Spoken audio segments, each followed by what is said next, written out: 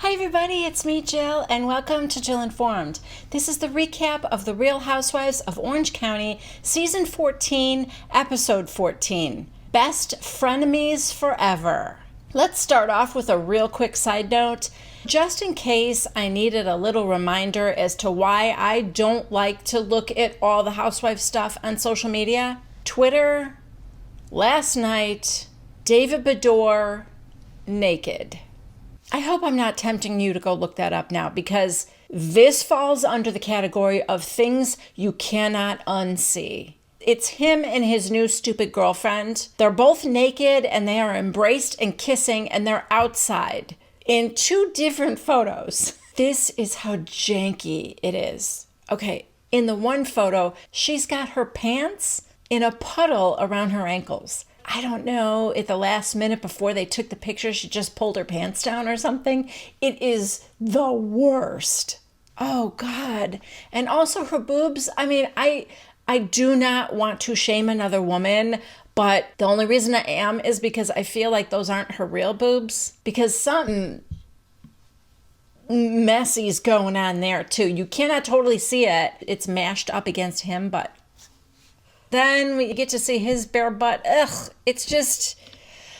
Okay, enough. Sorry I even mentioned it. Let's just get to the episode. Okay, so this episode opens with Shannon and Tamra in the car. They're on their way over to Kelly's house.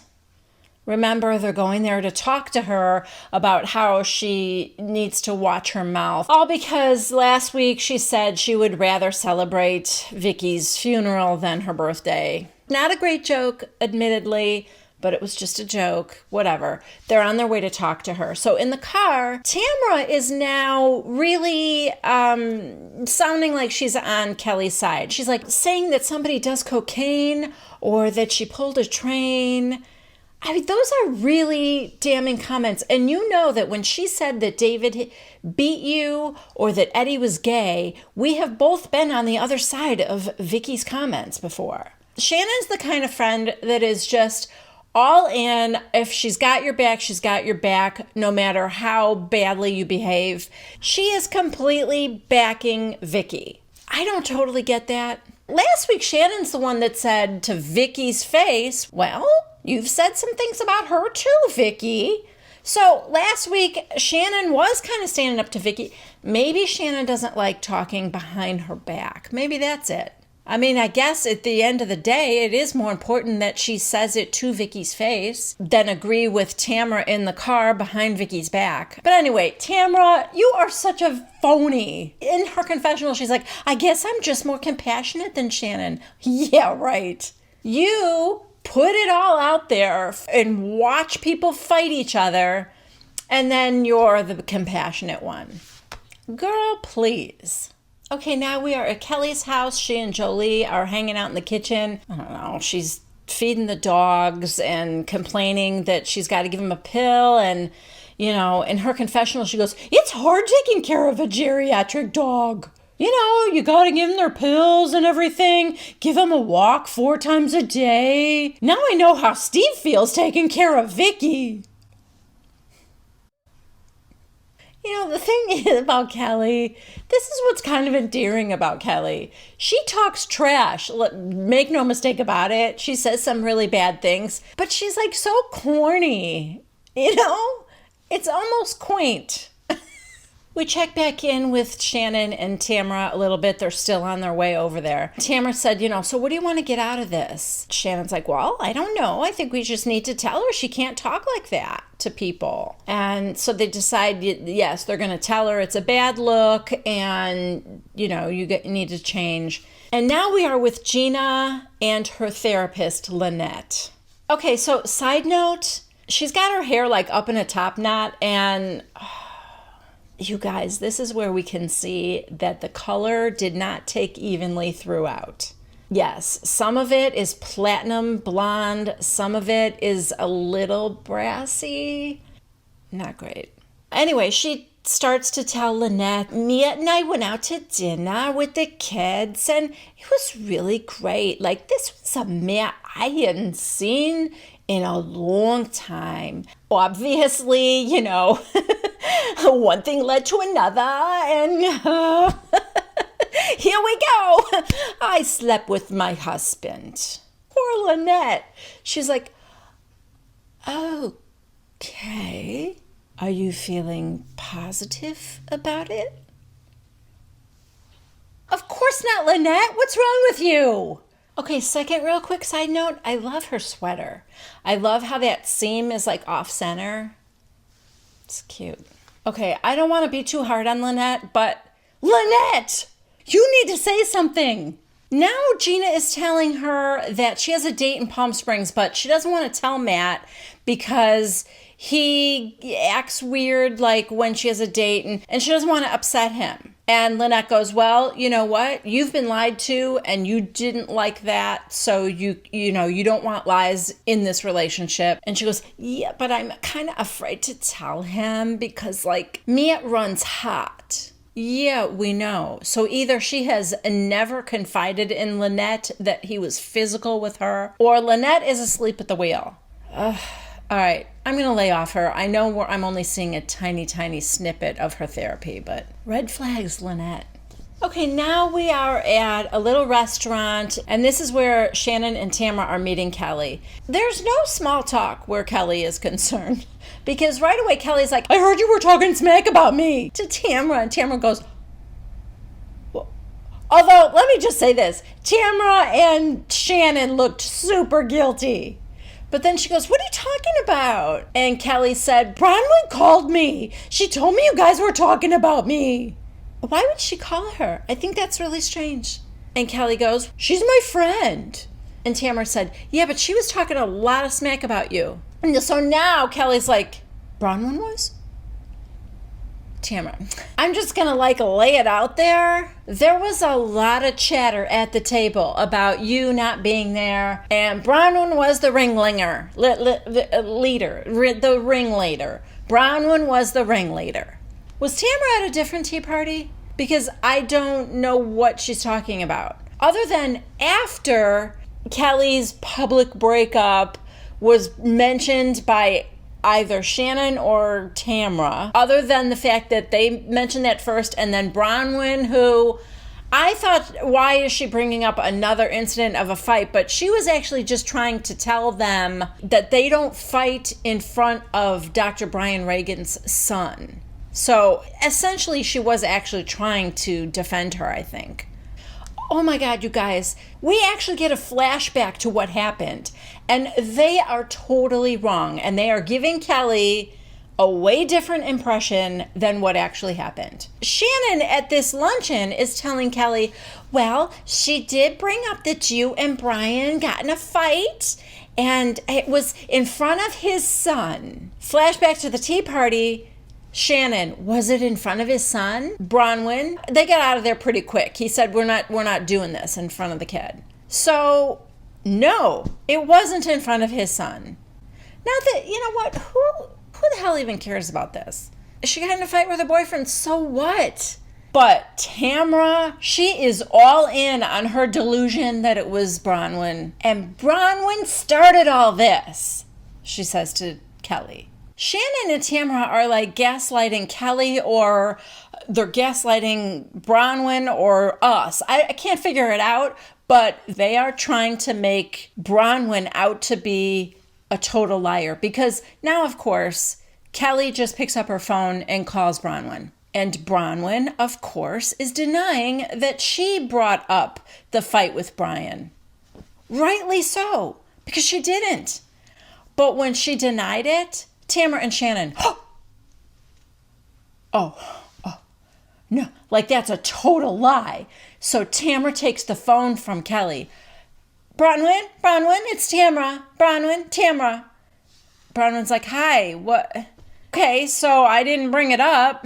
Oh, I love what's happening here, you guys, because finally Bravo is showing the receipts for every lie that Tamara and, unfortunately, Shannon are telling right now. Because we get another little flashback, and it was Shannon that brought it up. Shannon said, Tamara was telling us in the car earlier about a fight that Kelly got into with Brian. That Kelly got into a bar fight. Tamara looks at her like, what? I told you and Vicky, not the whole table. So then, of course, Tamara does tell the whole story. That happened first. I'm not losing my mind. Tamara's trying to gaslight us all. And Shannon, I'm extremely disappointed in you because I like you. You have redeeming qualities to me and you are entertaining. Tamara is working hard to create drama, but it's not that entertaining to me. Shannon, I think, is kind of funny.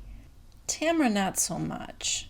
Okay, now Tamara is being like super condescending to Bronwyn, who's on the phone. Bronwyn, take a breath.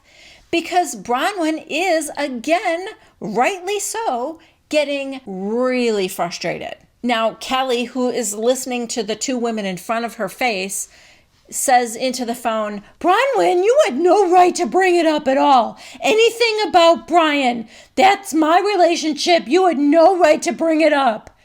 Bronwyn said, I didn't bring it up. And they're like, oh, you said it. You said that. And she goes, I said it. Yes, I said it. But I didn't bring it up. I didn't start that conversation. She's owning the things that she said, but she didn't bring up the conversation. Shannon did basically, but Shannon and Tamara. So now she's like, I am not going to be steamrolled. Absolutely not.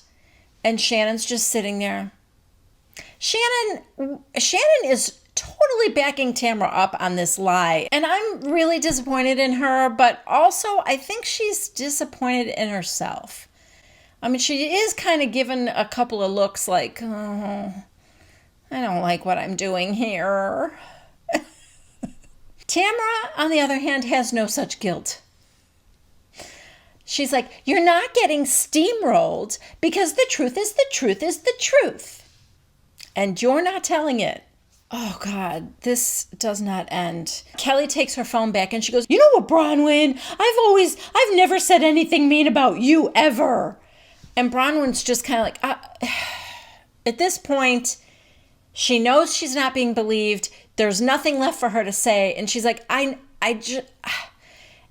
she kind of hesitates. Tamara, just hang up. Just hang up on her. Hang up. And eventually that is exactly what Kelly does. I am so disgusted right now.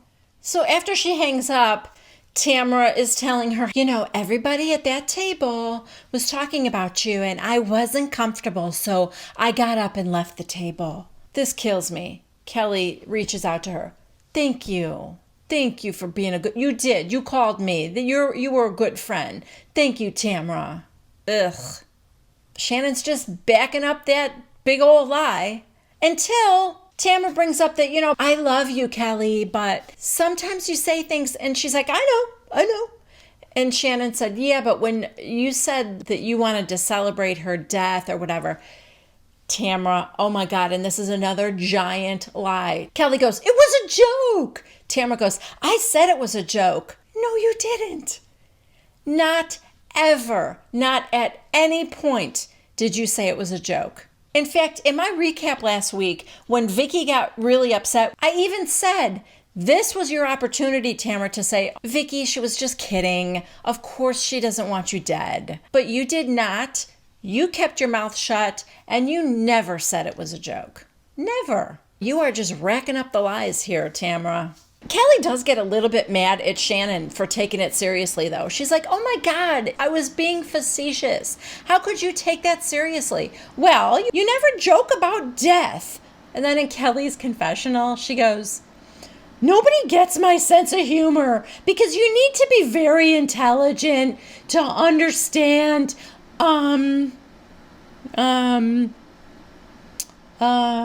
what's it called? Sarcasm. I'm not sure how intelligent you need to get Kelly Dodd's sense of humor. Earlier, she told Jolie that she should call the mean girl Monday. Jolie said, why? Because nobody likes Mondays. That just gives you an idea of the level of sophistication in her humor. Oh, wow, this little lunch takes a real left turn here. Now Shannon and Tamra are fighting with each other over who brought up the bar fight. I mean, Tamra's kind of right because she said, I told you, but you told everybody else. Shannon's trying to say that Tamra brought it up first, and I guess technically she did because she said it 45 minutes earlier in the car. And that was filmed, so technically she did bring it up first, but she was only telling Shannon and Vicky. Oh, side note, did you guys notice how Tamara just keeps saying in front of Kelly, yeah, I just told you that. I just told you. If Shannon was smart, she would have said, well, me and Vicky, because that would have been the end for Kelly to find out that Tamara told Vicky, her arch enemy. Well, it doesn't matter because she's already going ballistic because while the two of them are bickering over who mentioned it first, Kelly said, why did either of you mention that? That's a lawsuit. And how dare you? And then she really gets mad at Tamra because she said, I told you that in confidence. All right, well, that was your first mistake, Kelly, because who tells Tamra something in confidence? I give up. This is a roller coaster ride. Shannon manages to do another 180 and wrap everything back up in a nice little bow for Kelly by telling her, you're a very nice person, Kelly, and you're a good mom, and I just want everybody else to see what a good person you are. So now Kelly's like, thank you. This ends with Shannon saying, oh, you guys, I gotta go. I gotta go because my kids' play is at 7 o'clock. I gotta leave right now. And they're like, okay, see ya. And she goes, although I would like another drink. And then Tamra says, because nothing's off limits for Tamra. Yeah, I gotta get a roadie. Isn't that what got your pledge Gina in trouble?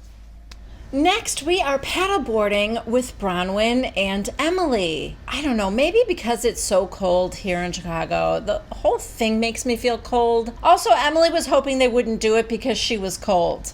Bronwyn's like, oh, it's fine, it's warm in the sun. So anyway, obviously Bronwyn has done this before. She's helping Emily with hers. And Emily is on her knees doing it. Emily's like, oh, I can't even remember the last time I've been on my knees this long. Just ask Shane Simpson. Yeah, girl, Shane doesn't care. So anyway, eventually Emily wants to try standing, I think because her knees are hurting her. This is before her hip surgery, so I bet the whole thing is hurting her, and I give her so much credit for getting out there. So she does get on her feet, but like she's kind of drifting toward a boat, and Bronwyn's like, bump into the cheap boats, not the expensive ones. And she's kind of pushes herself away from it. But we get this little side-by-side where Emily is very tentative, and Bronwyn's telling her, bend your knees like it'll strengthen your core. And Emily's like, yeah, that's the problem, not much of a core. And like I said, there's a side-by-side with her kind of tentative and Bronwyn doing this. Okay, Bronwyn, in case you were wondering, this kind of behavior is why people don't like you. Just saying. Okay, so now they're having a little chat on the beach, and Bronwyn tells Emily about the little phone call she got when she was putting her kids to bed and reading to them, and the ladies were out to dinner. And she said, they're telling Kelly that I started this whole conversation about her fight with Brian. And Bronwyn said, I have never been around a group of women like this who are like trying to catch you in a lie. And Emily tells her that she needs to stand up for herself and don't fold and say, okay, I'm an asshole or whatever. If you don't think that you are, if you're not wrong, you need to stand up to them. Otherwise, they are going to eat you alive. Okay, the next scene is with Shannon and her daughters. She's making some, cauliflower rice dish. And they're talking about how they're at their dad's 1 week and her the next week. So they do 1 week on, 1 week off. And that since the kids were going to be with David, she was going to... See, now I'm thinking about David's naked butt. This is what I'm talking about, people. Do not Google it. Do not. It's creepy. It's just creepy and stupid and juvenile. And what the hell? You're in your 50s, you idiot. What are you posting stuff like that for? No, actually, she posted it, but still. Don't post a picture of your 55-year-old naked boyfriend. Ew. Anyway, Shannon is planning on going away with Ken. Remember Babe? Anyway, one of them, Adeline, I think, sees the drug testing kit nearby, and she's kind of making a face. And so apparently, Shannon regularly gives random drug tests to her daughters. My initial reaction was, I don't know. Unless they give you a real reason to be concerned, why would you want to lose their trust like that, you know? You always hope, I guess, as a first step that you can kind of have an open conversation. But let me just say this. I really like how Shannon got around this. She said, listen, I'm giving you an out so that if you go to a party and someone wants you to take something, you can say, I can't. I've got a crazy mother who drug tests me every time I come home from a party. And I just thought, it's not the worst way to present that to your kids. But still, I think it's excessive. And unless there has been a problem, I don't know. What do you guys think? Should I do a poll question? I have not done one of those in a long time. I'm going to leave a poll question right here. Do you think it's okay to randomly drug test your teenagers if they've never given you a reason to doubt them? Because I don't think Shannon's ever had a problem with her daughters. My God, Sophie sings for the church choir and all that. I think she's got pretty straight-laced kids. Anyway, yeah. Poll question, let me know your thoughts. Next, Gina is taking the kids for haircuts. And Gina, stop sexualizing your 4-year-old. All you need is a pair of clean sneakers and a nice haircut, and you get any girl you want. And before, she's like, who's my little stud? I think it's creepy. I'm not into that. After the haircuts, she says to Nicholas, how do you like it when mommy and daddy are spending more time together? And he's like, yeah. And she goes, do you like it? Is it working for you? Gina, don't do that. Of course he wants mommy and daddy together. Of course he wants his family the way it used to be. But unless you know that that's what's going to happen, I just wouldn't have gotten his hopes up. Okay, next we do real quick little check-ins with everybody. Tamara, did I mention she's in Scottsdale with Eddie? Yes, they just climbed a mountain. There's a check-in with Bronwyn and her son. They're also hiking. And then, gosh, I think there might have been another one. But in any case, we are now at dinner with Emily and Shane. It's a date night. The kids are with Grandma. Emily, ever the straight man, says, are you happy to be on date night? Long pause out of Shane before, believe it or not, he actually says, yes, I am. I don't know. Progress? Or is it the fact that he doesn't feel the pressure to be the villain anymore? Maybe all along this was just a huge burden that poor Shane, who is the kindest, sweetest, most gentle man, had to carry, even though he hated it. Oh, never mind. The bread bowl comes. Here's the bread bowl. And Emily goes, I'm not touching it. And he goes, put it right here. We're going to tempt her all night. And he picks it up and he's wafting the smell of fresh bread in her face. Yeah, because isn't that what every husband does? Tries to sabotage his wife's diet? Oh my God, that's just the start of it. She orders a steak, and instead of the risotto on the side, she gets asparagus. He orders gnocchi. He won't let up about the bread. You want to just share a piece? And she's like, please stop. I'm not having any bread. And he's like, ooh, okay. What is wrong with him? And then he orders French fries for the table as an appetizer. It's like what a 6-year-old boy would order as an appetizer. Yes, sir. We would like some tater tots for the table, please. And for my main course, I would like some chicken nuggets. So for those of you at home keeping score, that's an appetizer of French fries, gnocchi as a main course, a potato dumpling. He's starting with potatoes. He's having potatoes as his main course. And he's also going to town on the bread basket. So either he is carb loading for a marathon or he's just a jerk. I will let you guys at home make that call. Okay, so now the conversation turns to Emily wanting to do more things with the family. Basically, she's saying we need to carve out more time because it's either he's doing something with his daughter Chanel and she's with the kids, or she's out and he's with the kids, and that kind of thing. She wants to do more things, the two of them and all the kids together, and just to really make time to do all that. And he agreed. She wants to fight less in front of the kids, and he said, yeah, we need to fight zero in front of the kids. And then she said, I think we should go back to couples therapy. And he goes, no. He said, you're the one that wanted to stop before. He was going on his own even. So why now? And she said, because you keep saying to me that I'm not nice. And he said, well, we could save the therapy money and you could just be nice. Can you? That's the better question. Okay, this dinner ends with him saying, well, what are you trying to say? You could always go to therapy. And she goes, I think we need to go as a couple. And then in her confessional, she said that the reason she stopped going was because Shane didn't take any responsibility on his own to make any changes, or he wasn't making any effort. So she thought it was pointless, and it just ends kind of sad. And I will say this, though.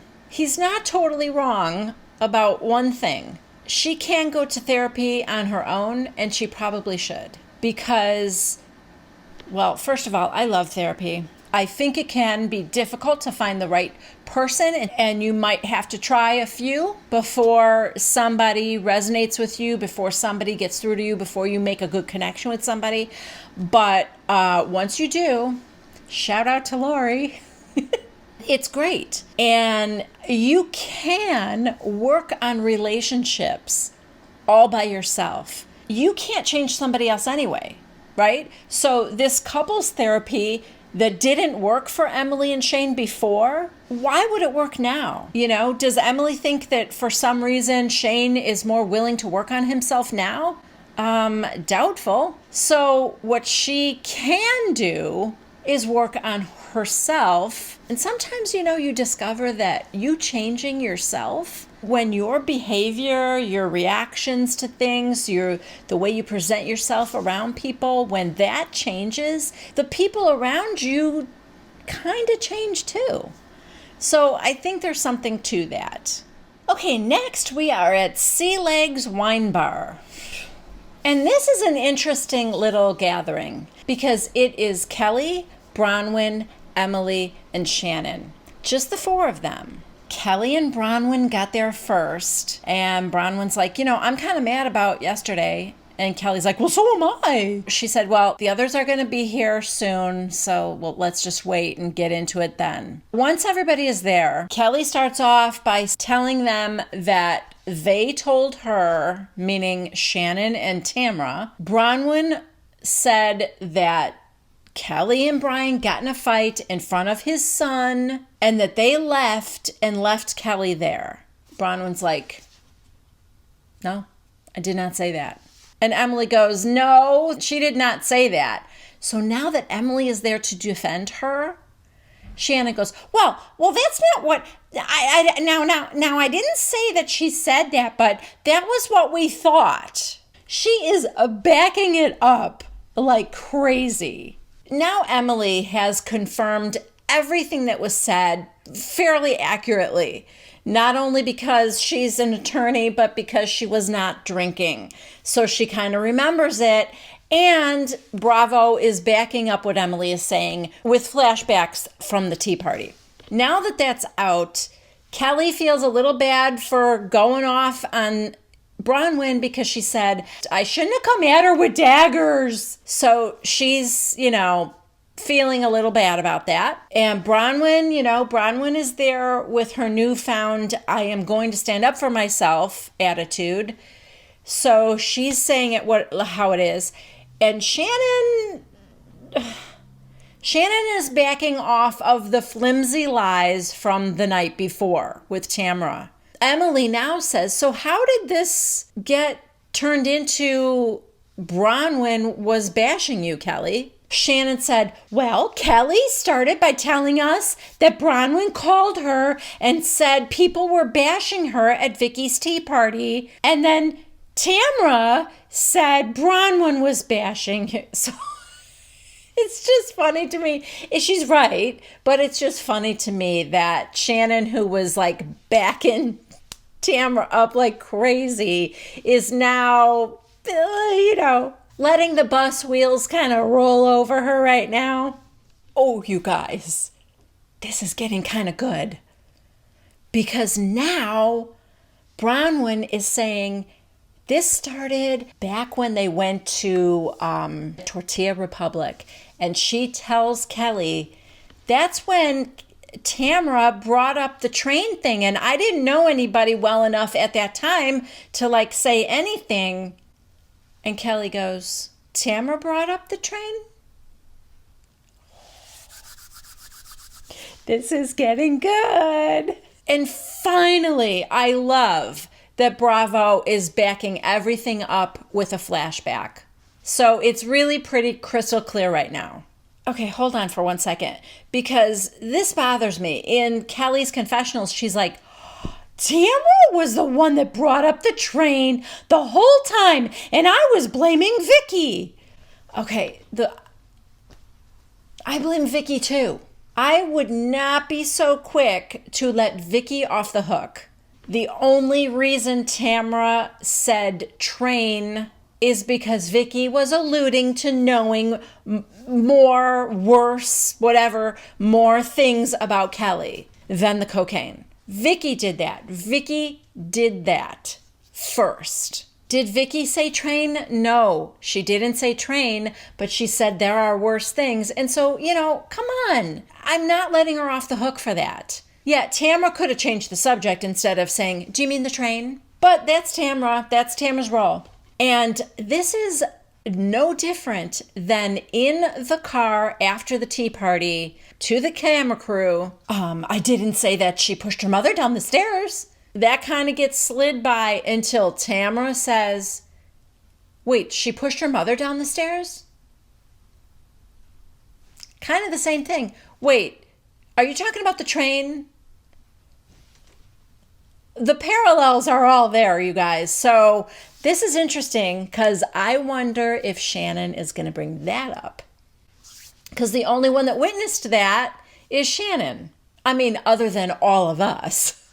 Now Emily is telling the table, this is very similar to what Tamra did when Gina and I were going through our thing with setting her up on that date with Shane's cousin. She said Tamra was the first person that Gina went and talked to about it. And instead of diffusing that situation by saying, oh, I don't think Emily would have done that on purpose, she likes to stir things up. Now we cut over to Shannon, who is just very quietly sipping her drink. I don't know what's going to happen. She's just taking it all in. So now Bronwyn is having her light bulb moment and saying that Tamra is manipulating them all so that they will fight amongst themselves. Shannon's not saying anything, but in her confessional, she said, I don't like, they're all attacking my best friend, and I don't like it. Oh, she did say to Kelly, she's not trash talking you or something like that. Okay. Kelly goes, you shouldn't be defending her. You can't trust her. You think she's got your back? Huh. I've had a lot of conversations about you. And Shannon's like, what? And she goes, yeah. Hours and hours of conversations about you. Shannon goes, about me? And she goes, Negative? And she goes, yeah. I mean, I don't know if that's true or not, but why wouldn't it be? Tamra talks about everybody. And Shannon, why don't you believe that? You have been with Tamra when she has talked bad about Vicky. So why wouldn't you think in your head that when she's alone with Vicky or Kelly or anybody, that she's talking about you in a negative way? I mean, it's kind of just what she does. which begs the question I had earlier. Why would anybody confide in Tamra? Okay, you guys, I'm sorry. We just went to a commercial break and came back, and Kelly was not lying. And bravo. They better be paying that fact checker overtime, because this episode was all about the flashback. We come back from the commercial. She repeats that line, and with Shannon, me. She was talking about me. And she's like, And then we see a flashback to one day earlier when the three of them were at that dinner where Shannon getting up and going to the bathroom. And Tamra turns to Kelly and said, Shannon, she wanted me to come today and go after you. Go after you. Shannon never said she wanted to go after Kelly. I mean, Tamra is a piece of work. She continued that by saying, I just couldn't do it, but she wants to get you. And she's so blatant about it. I mean, doesn't she ever think that it's going to come back to bite her in the ass? Or does she just not care? I mean, I guess that's probably true. I don't think she cares. Then a little bit later, remember that Shannon had to leave to go to one of her kids' plays. Now they're sitting like on a bench outside the restaurant. And Kelly said, should I talk about how she calls at 3 a.m, wasted? Should I talk about that? And Tamra goes, well, you could have, 'cause it's true. Yeah. Okay, you guys. I'm laughing at this video they showed. I'm going to show it to you.